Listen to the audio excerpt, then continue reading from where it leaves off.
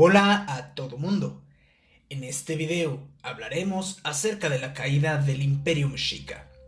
Bien podríamos decir que lo que sucedió en esta historia fue que pocos años después de la llegada de Cristóbal Colón al Nuevo Mundo, un grupo de europeos capitaneados por Hernán Cortés viajaron desde Cuba hasta la Gran Tenochtitlán, y que luego de 2 años de travesías y enfrentamientos armados, los mexicas finalmente fueron derrotados. ¡Qué interesante! Muchas gracias. ¡Hasta luego! Pues obviamente esta sobresimplificación es una broma. Eso no puede ser todo para quien es capaz de sorprenderse, pues estamos hablando de uno de los eventos más importantes para la humanidad, ya que en este capítulo mentalidades que no podían ser más distintas se encontraron desencadenando fuerzas colosales, y los nombres de algunas de las personas que fueron parte de estos acontecimientos no solo han pasado a la inmortalidad, sino que simbolizan un proceso del que ningún ser humano es ajeno: la conquista, el fenómeno de dominar y ser dominado. Todo lo que conocemos acerca de este capítulo del pasado nos llega a partir de un gran número de fuentes históricas. Sin embargo, es importante destacar 3 cuerpos documentales.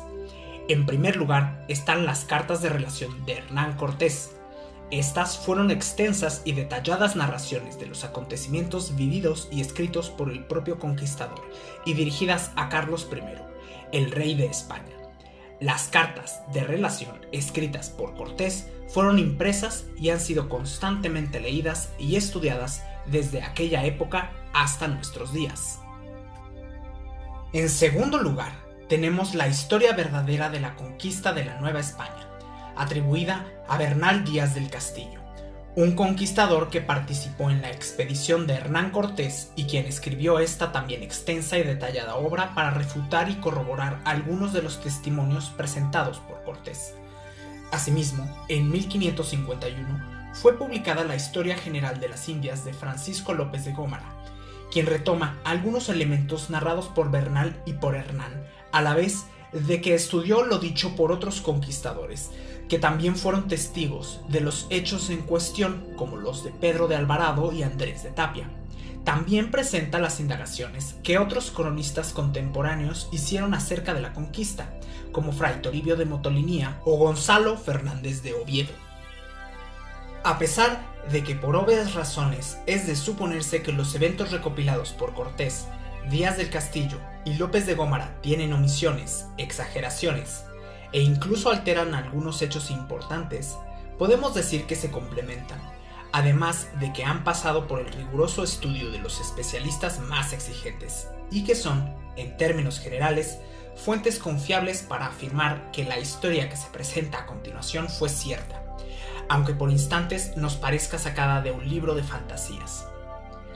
Lo que ha cambiado, y de hecho se ha alterado de manera importante, es nuestra interpretación de la historia y nuestra relación con los personajes en ella, pues hemos pasado de una óptica en la que había buenos y villanos, ellos y nosotros, blancos y negros, mientras que el día de hoy, como podrán comprobar en unos momentos, vemos al pasado como quien mira al espejo buscando algo que perdió, y cualquiera de las muchas interrogantes que aún carecen de respuesta podría ayudarnos a comprendernos un poco mejor como personas que somos. Vamos pues a indagar en esta historia. Luego de los viajes de Cristóbal Colón, la isla de Cuba se convirtió en la base de operaciones del Nuevo Mundo para los exploradores que se hicieron a la mar al servicio de la corona española. Entonces, el gobernador de Cuba, Diego de Velázquez, tenía conocimiento de que habían otros reinos indígenas al interior de lo que hoy es México, puesto que ya habían sido enviadas expediciones a la costa del continente. Sin embargo, luego de escoger a Hernán Cortés para capitanear la siguiente expedición, desconfió de él, puesto que escuchó rumores de que Cortés tenía grandes ambiciones y que éste había invertido todo su dinero en 11 navíos y pertrechos de guerra que hacían pensar en una empresa mayor de conquista. Diego de Velázquez temía que si Cortés fuese exitoso, lo desplazaría en poder e influencia sobre el Nuevo Mundo. Así que el gobernador ordenó a Cortés abortar la misión cuando éste estaba a punto de partir. Pero Cortés desobedeció y en 1519 zarpó decidido a hacerse de una inmensa fortuna. Luego de salir de Cuba, la expedición costeó la península de Yucatán. Entonces, las grandes ciudades de los mayas ya estaban deshabitadas y sus descendientes vivían en aldeas dispersas a lo largo de la región. Cortés pronto se encontró con algunas de ellas.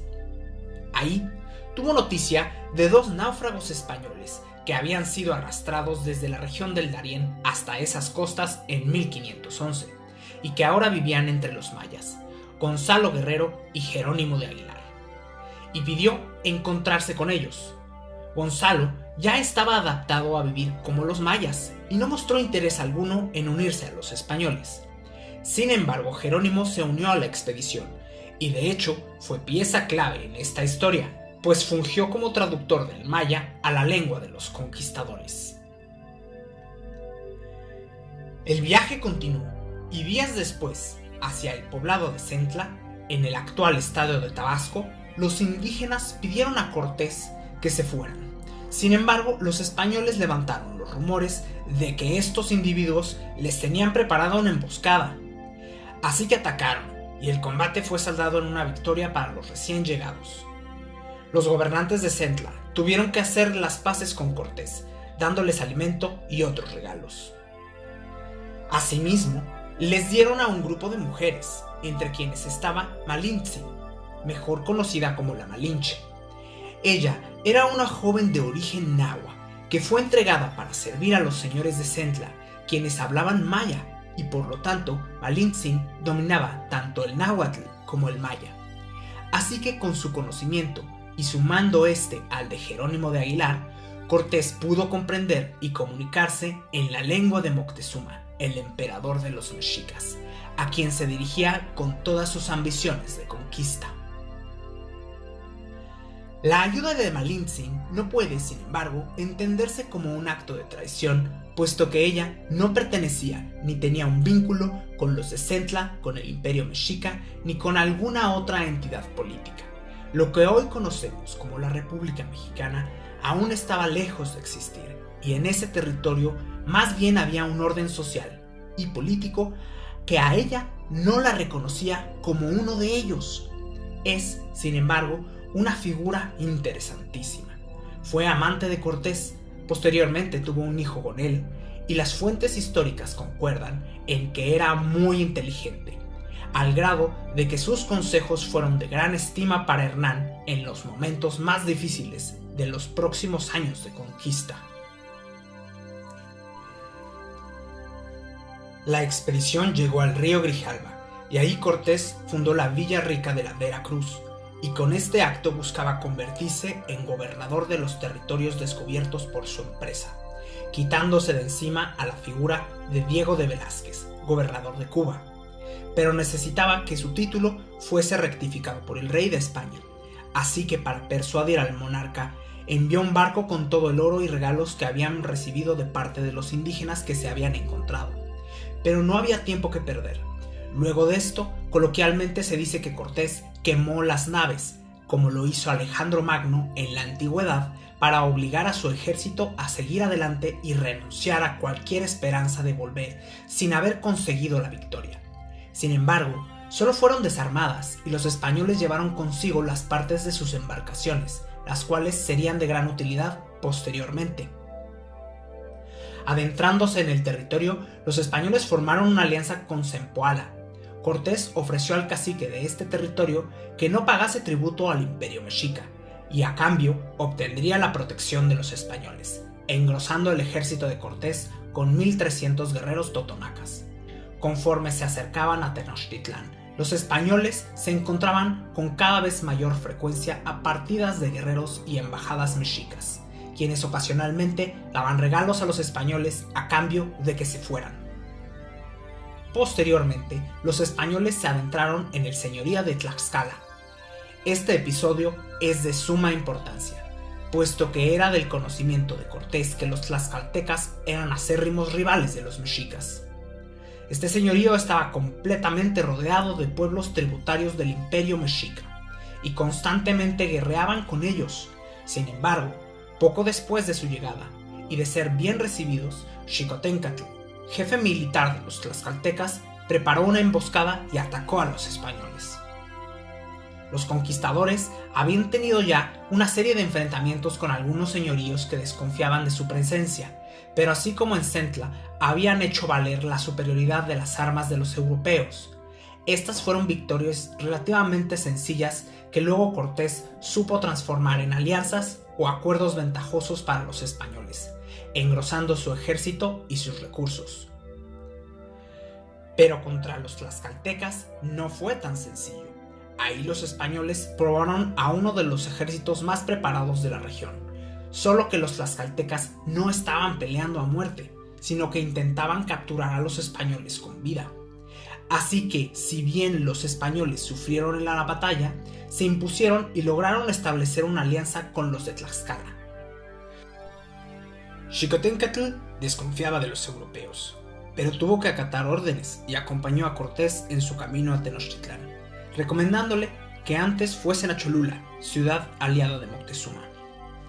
Cholula no era, sin embargo, una ciudad con destacamentos militares. Había en este sitio muchos templos y era considerada más bien una población dedicada a las actividades religiosas. Con el pretexto de que en este sitio los habitantes estaban tramando una emboscada contra los españoles, entonces estos llevaron a cabo una masacre, asesinando a la población y mandando así un mensaje contundente a las demás ciudades que podría ser interpretado de la siguiente manera: sumisión absoluta a Cortés, al rey de España y a la religión católica, o seréis castigados como los de Cholula. Esta masacre fue uno de los sellos característicos de Cortés a lo largo de su empresa, puesto que el conquistador utilizó este tipo de guerra psicológica, ser impredeciblemente violento para ablandar a sus adversarios antes de que estos pudiesen reaccionar. Luego de este episodio, los españoles continuaron su marcha hacia la Gran Tenochtitlán, y después de cruzar entre el Popocatépetl y el Iztaccíhuatl, lugar que ahora lleva por nombre el Paso de Cortés, la mítica ciudad apareció ante los ojos de los conquistadores, maravillándolos del todo, pues nunca en sus vidas habían siquiera escuchado de una ciudad tan grande y mucho menos una que estuviese construida en un lago. Moctezuma tuvo noticia de la llegada de los españoles desde que arribaron a Veracruz, y es importante aclarar que los ejércitos mexicas hubiesen podido aplastar a los conquistadores incluso cuando Cortés ya marchaba junto con los tlaxcaltecas hacia el corazón de su imperio. Sin embargo, aquí hay que subrayar un elemento que jugó un papel determinante para que los mexicas permitieran la entrada de los conquistadores, y es que algunos de ellos estaban convencidos de que la llegada de Cortés era nada menos que el regreso de Quetzalcóatl, o quizás de Tezcatlipoca, quien venía a reclamar el trono del imperio. Además, estaban sorprendidos por los caballos y perros de guerra, y sobre todo por la efectividad de las armas de fuego y acero que traían consigo. Asimismo, es lógico pensar que conforme los mexicas se dieron cuenta que los españoles eran mortales, estuviesen no obstante conscientes que este grupo de europeos era solo una partida menor, y que allá de donde venían debía de haber otros reinos. ¿Habría acaso reyes más poderosos que el gran tlatoani Moctezuma Xocoyotzin? Por lo tanto, el emperador estaba interesado en hablar con Cortés, saber las respuestas de tantas interrogantes que había acerca de los europeos y quizás formar una alianza con ellos. Asimismo, no es menos importante la impresión que los mexicas provocaban en los españoles. Ya hemos dicho que la simple idea de que seres humanos hubiesen construido semejante ciudad como la que era la Gran Tenochtitlán era algo que les costaba trabajo de creer.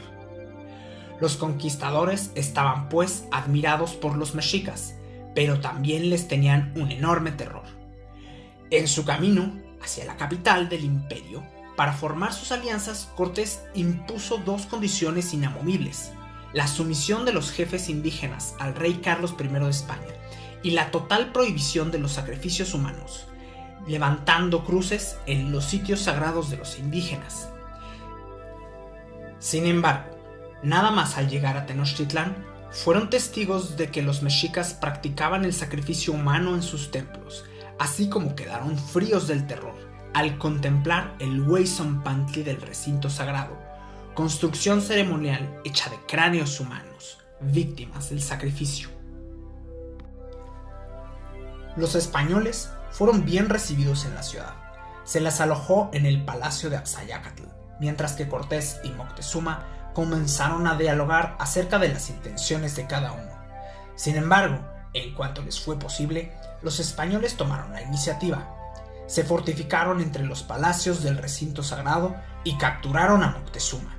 Los mexicas no sabían qué hacer: atacar a los españoles y arriesgar la vida del gran Tlatoani.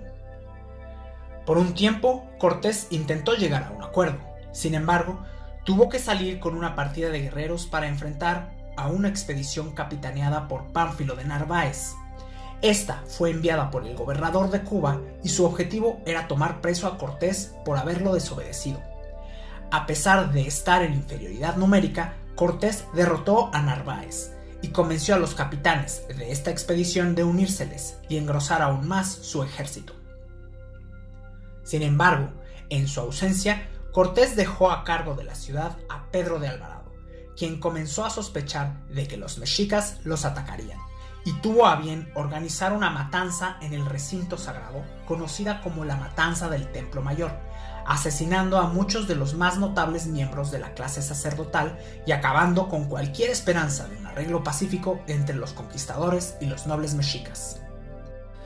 Cortés regresó a la ciudad y encontró la situación a punto de estallar en un combate, y lo que pasó a continuación es difícil de comprender en su totalidad.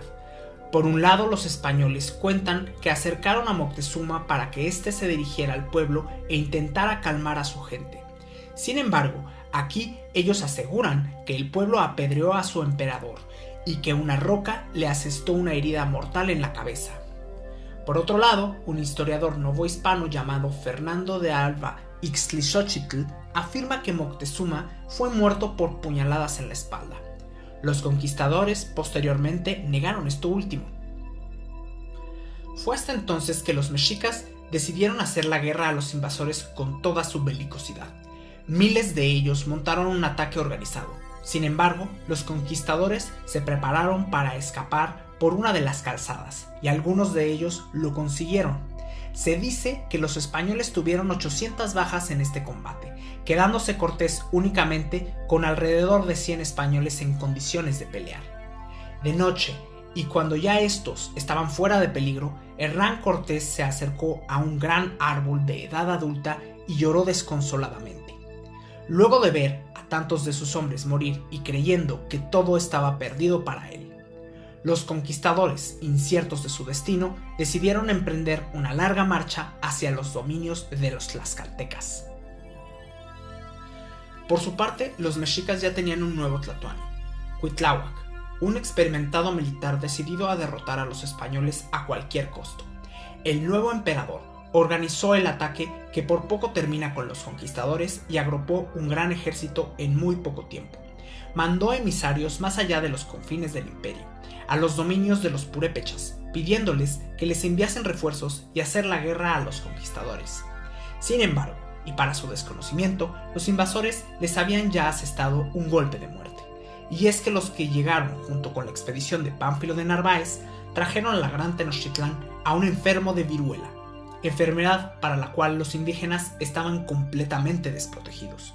No solamente desconocían cómo evitar contagiarse de ella, sino que el sistema inmunológico de los mexicas difícilmente actuaba contra la enfermedad, mientras que los europeos usualmente convivían con vacas y animales que suelen portar patógenos genéticamente similares a la viruela, y por lo tanto, esta enfermedad debilitó desproporcionadamente a los mexicas.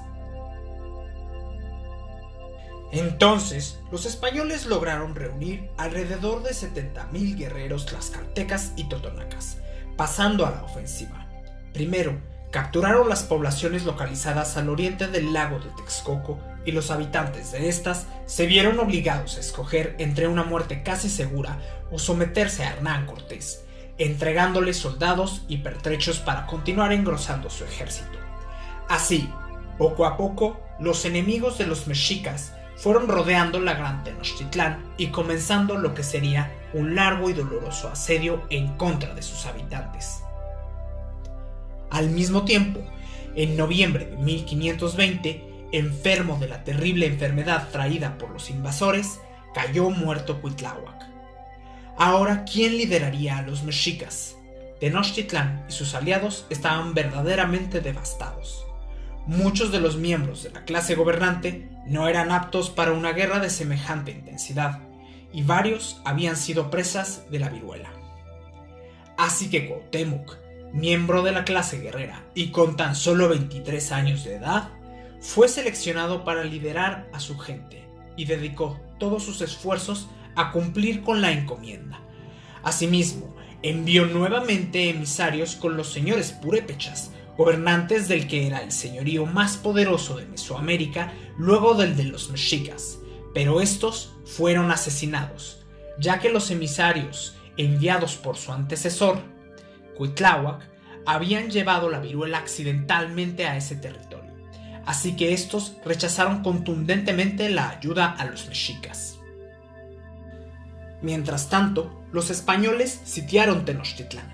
Construyeron bergantines con las piezas de las naves que habían desarmado en Veracruz y montaron piezas de artillería sobre de estos para bloquear las calzadas que daban acceso por tierra a la ciudad. Asimismo, estos estaban asistidos por cientos de canoas, desde las cuales los indígenas enemigos de los mexicas acosaban a quienes intentaban entrar o salir de la ciudad. Posteriormente, comenzó la batalla por las calzadas, y los ejércitos pelearon entre sí día y noche sobre de estos estrechos caminos. Las flechas, piedras y proyectiles letales hacían de esta una pelea de lo más violenta, en la cual, al frente de ambos bandos, había hombres matándose en combate cuerpo a cuerpo. Durante la pelea, desde los palacios de Tenochtitlán no paraban los tambores de guerra, así como ciertos instrumentos musicales que quitaban el sueño a los españoles según ellos mismos lo relataron, y los mexicas no desistieron en sus intenciones de pelear, pero caídos en el combate, presas del hambre, privados del agua potable y asediados por los españoles y sus aliados, poco a poco comenzaron a perder las calzadas. Finalmente, comenzó la batalla por los calpulis o barrios de la ciudad, la cual estaba compuesta por pequeños islotes. Llegó un punto en el que los mexicas no pudieron detener este avance, y cuando los españoles los creyeron completamente derrotados, enviaron excursiones a la ciudad desierta. Relatan que entonces se encontraron con mujeres y niños que salían de Tenochtitlán esqueléticos del hambre, heridos y dolidos por la enfermedad y la falta de agua potable. Pero la violencia no paró. También cuentan que hubo asesinatos indiscriminados en contra de los habitantes. Sobre todo, mataban a los mexicas que estaban en edad militar. En una de estas partidas, el propio Cortés se encontró con lo que restaba del ejército de Cuauhtémoc, y por poco es capturado. Sin embargo, salió con vida del ataque. No obstante, las fuentes cuentan que una veintena de españoles fueron capturados y llevados a Tlatelolco, en donde les quitaron la piel y los ofrecieron en sacrificio a Xipetotec. Cuentan también que los gritos de sus camaradas llegaron a los oídos de los conquistadores que, sin poder ayudar a los cautivos, escuchaban también desesperados los tambores e instrumentos musicales bélicos del enemigo, que se mantenía en pie de guerra en su último bastión. No obstante, Cuauhtémoc y sus más allegados guerreros intentaron escapar en canoa, pero fueron capturados y llevados ante Cortés. Cuentan las fuentes que Tlatoani le dio su cuchillo al conquistador para que éste le diera muerte. Así, en agosto de 1521, cayó Tlatelolco en manos de Hernán Cortés. Sin embargo, Cuauhtémoc fue hecho prisionero. Cortés lo torturó y le quemó los pies mientras lo interrogaba por un tesoro que los españoles jamás encontraron. Finalmente, en 1525, fue muerto en una expedición hacia el suroeste de México, a la cual supuestamente el conquistador lo llevó consigo con fines diplomáticos, pero el 8 de febrero de 1525 lo asesinó en el camino, acusándolo de haber conspirado en su contra. El rey de España le concedió a Cortés el título de Marqués de Oaxaca. Se formó el virreinato de la Nueva España y posteriormente la conquista seguiría. En algunas zonas el proceso demoró hasta bien entrado el siglo XVIII, pero la caída del Imperio Mexica en manos de los españoles sentó las bases del dominio de los españoles sobre los pueblos de Mesoamérica, ya que se construyó sobre las propias redes tributarias y políticas de los grandes señoríos prehispánicos. En esta historia, de la cual aquí solo presento una versión muy resumida, hay personajes y eventos que, como dije al principio, resultan ejemplares para ilustrar el conflicto de que seamos conquistados y conquistadores. El propio mestizaje cultural y de sangre que llevamos a todas partes arrastra este pasado. En lo personal, conocer de estos eventos hace que esta herencia sea de lo más sublime, pero debo reconocer que este es un viaje largo y ocasionalmente oscuro. En el caso de la figura de Hernán Cortés, a quien alguna vez consideré solo un asesino, tergiversador de la palabra y portador de la desmesurada ambición, hay todavía mucho que explorar. Por ahora, puedo decir que, siendo fiel a las referencias de la cultura popular global en la cual estamos inmersos, el conquistador ha generado en mí algo parecido a lo que Luke Skywalker manifiesta cuando acusa a Darth Vader de haber asesinado a su padre en el episodio 5 de la Guerra de las Galaxias. Pero cuando hacemos esa acusación a un personaje como Hernán Cortés, la respuesta será muy parecida a la que encontró el joven Trotacielos, ya que es innegable que somos parte del legado cultural que trajeron los conquistadores en este rincón del mundo. Pero siempre que este relato llega a mis sentidos, me siento también dentro de la piel de aquellos que fueron derrotados. Si te pasa igual, cabe decir que retomar esta historia y ponerla en lo más alto de nuestra cultura eleva también a todos los productos humanos que fueron borrados por la civilización que dominó el Nuevo Mundo. Así que conocer este episodio es también despertar esa sustancia que podemos todavía llenar de vida con los vestigios de nuestro pasado mesoamericano. Muchas gracias. Espero que este video haya sido de su agrado. Hasta la próxima.